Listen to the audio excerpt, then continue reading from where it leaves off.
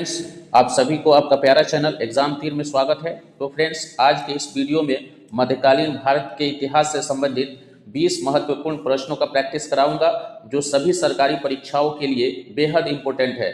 तो यह वीडियो आपके लिए बहुत ही इंपॉर्टेंट होने वाला है।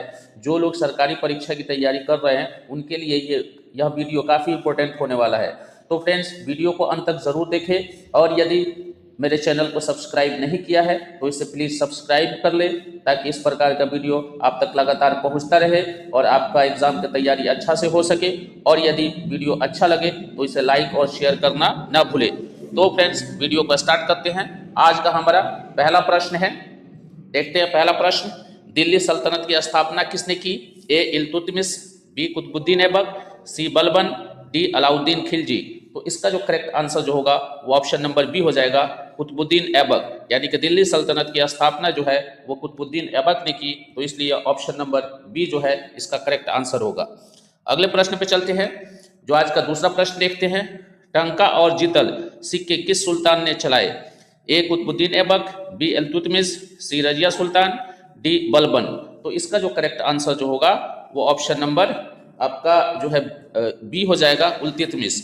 यानी कि टंका और जितल सिक्के जो है वो इल्तुतमिश ने चलाए। तो इसलिए इसका करेक्ट ऑप्शन जो होगा वो ऑप्शन नंबर बी हो जाएगा, इल्तुतमिश। अगले प्रश्न पे चलते हैं। आज का हमारा तीसरा प्रश्न देखते हैं। भारत में प्रथम मुस्लिम महिला शासक कौन थी?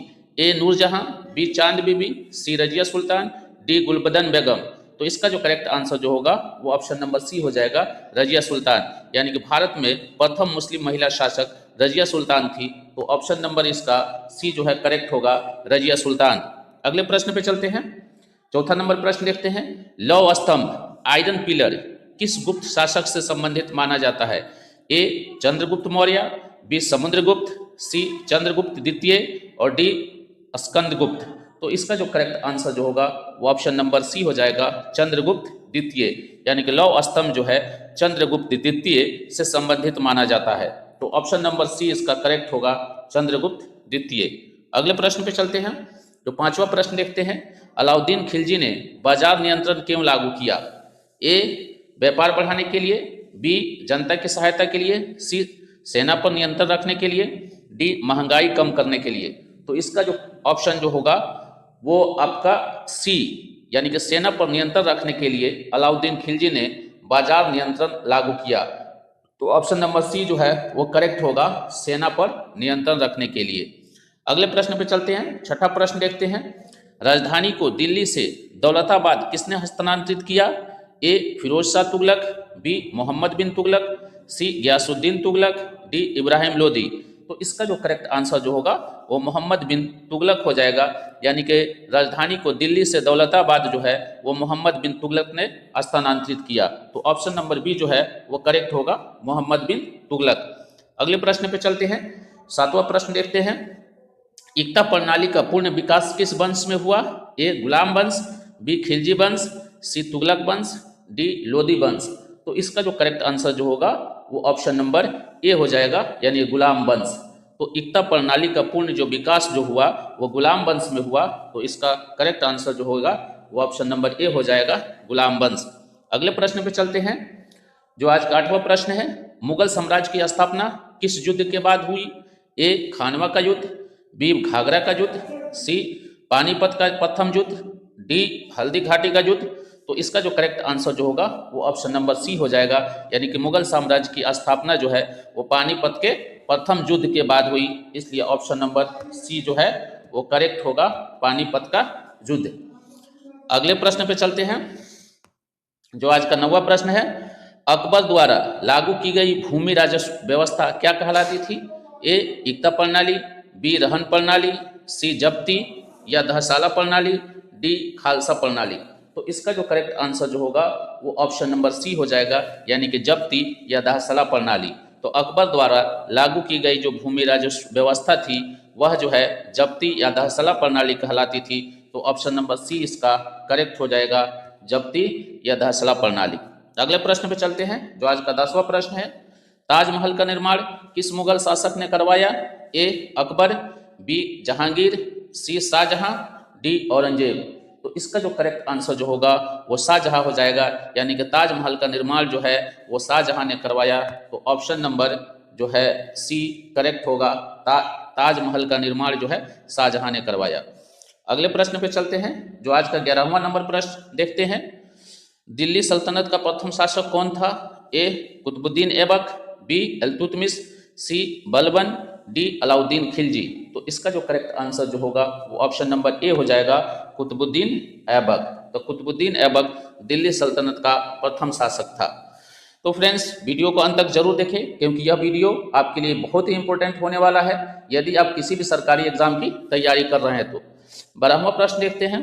लाख बख्श के नाम से कौन प्रसिद्ध था? ए बलबन, बी कुतुबुद्दीन ऐबक, सी रजिया सुल्तान, डी इल्तुतमिश। तो इसका जो करेक्ट आंसर जो होगा वो कुतुबुद्दीन ऐबक हो जाएगा, यानी कि लाख बख्श के नाम से कुतुबुद्दीन ऐबक जो प्रसिद्ध था। तो करेक्ट आंसर जो होगा वो बी हो जाएगा, कुतुबुद्दीन ऐबक। अगले प्रश्न पे चलते हैं। 13वां प्रश्न देखते हैं। दिल्ली सल्तनत में खलीफा से मान्यता प्राप्त करने वाला पहला सुल्तान कौन था? ए बलबन, बी कुतुबुद्दीन ऐबक, सी इल्तुतमिश, डी अलाउद्दीन खिलजी। तो इसका जो करेक्ट आंसर जो होगा इल्तुतमिश हो जाएगा, यानी कि दिल्ली सल्तनत में खलीफा से मान्यता प्राप्त करने वाला सुल्तान इल्तुतमिश था। तो इसलिए ऑप्शन नंबर सी जो है वो करेक्ट होगा, इल्तुतमिश। अगले प्रश्न पे चलते हैं, जो 14 नंबर प्रश्न देखते हैं। सिजदा और पायोबोस प्रथा किसने शुरू की? ए अलाउद्दीन खिलजी, बी गयासुद्दीन बलबन, सी फिरोज शाह तुगलक, डी मोहम्मद बिन तुगलक। तो इसका जो करेक्ट आंसर जो होगा वो ऑप्शन नंबर बी हो जाएगा, गयासुद्दीन बलबन। यानी कि सिजदा और पायोबोस जो प्रथा जो है वो गयासुद्दीन बलबन ने शुरू की। तो ऑप्शन नंबर बी जो है करेक्ट होगा, गयासुद्दीन बलबन। अगले प्रश्न पे चलते हैं, जो 15वां प्रश्न देखते हैं। अलाउद्दीन खिलजी का वास्तविक नाम क्या था? ए अली गुरशाब्स, बी जलालुद्दीन, सी कुतुबुद्दीन, डी सिकंदर। तो इसका जो करेक्ट आंसर जो होगा वो ऑप्शन नंबर ए हो जाएगा, अली शुरशाब्त दुशाब्त, यानी कि अलाउद्दीन खिलजी का वास्तविक नाम था। अगले प्रश्न पे चलते हैं, जो आज का 16 नंबर प्रश्न है। बाजार नियंत्रण नीति किस सुल्तान ने लागू की? ए बलबन, बी अलाउद्दीन खिलजी, सी फिरोज शाह तुगलक, डी सिकंदर लोदी। तो इसका जो करेक्ट आंसर जो होगा वो ऑप्शन नंबर बी हो जाएगा, अलाउद्दीन खिलजी। तो अलाउद्दीन खिलजी हो जाएगा, ऑप्शन नंबर बी जो है इसका करेक्ट आंसर होगा, यानी कि बाजार नियंत्रण नीति जो है वो अलाउद्दीन खिलजी ने लागू की। अगले प्रश्न पे चलते हैं, जो 17वां नंबर प्रश्न देखते हैं। तुगलकाबाद नगर का निर्माण किसने कराया? ए मोहम्मद बिन तुगलक, बी गयासुद्दीन तुगलक, सी फिरोज शाह तुगलक, डी सिकंदर लोदी। तो इसका जो करेक्ट आंसर जो होगा वो ऑप्शन नंबर बी हो जाएगा, गयासुद्दीन तुगलक। यानी कि तुगलकाबाद नगर का निर्माण जो है वो गयासुद्दीन तुगलक ने कराया। तो इसलिए इसका करेक्ट ऑप्शन जो है ऑप्शन नंबर बी हो जाएगा। अगले प्रश्न पे चलते हैं, जो आज का 18वां नंबर प्रश्न देखते हैं। राजधानी को दिल्ली से दौलताबाद स्थानांतरित करने वाला सुल्तान कौन था? ए गयासुद्दीन तुगलक, बी फिरोज शाह तुगलक, सी मोहम्मद बिन तुगलक, डी अलाउद्दीन खिलजी। तो इसका जो करेक्ट आंसर जो होगा वो ऑप्शन नंबर सी हो जाएगा, मोहम्मद बिन तुगलक। यानी कि राजधानी दिल्ली को दौलताबाद हस्तांतरित करने वाला सुल्तान मोहम्मद बिन तुगलक था। तो इसका जो करेक्ट आंसर जो होगा वो मोहम्मद बिन तुगलक हो जाएगा। अगले प्रश्न पे चलते हैं, जो आज का 19वां नंबर प्रश्न देखते हैं। लोदी वंश का अंतिम शासक कौन था? ए इब्राहिम लोदी, बी सिकंदर लोदी, सी बहलोल लोदी, डी दौलत खान लोदी। तो इसका जो करेक्ट आंसर जो होगा वो ऑप्शन नंबर 19 का क्या हो जाएगा? ए हो जाएगा, इब्राहिम लोदी। तो ऑप्शन नंबर ए जो है वो करेक्ट होगा, इब्राहिम लोदी। आज का 20वां प्रश्न और अंतिम प्रश्न देखते हैं।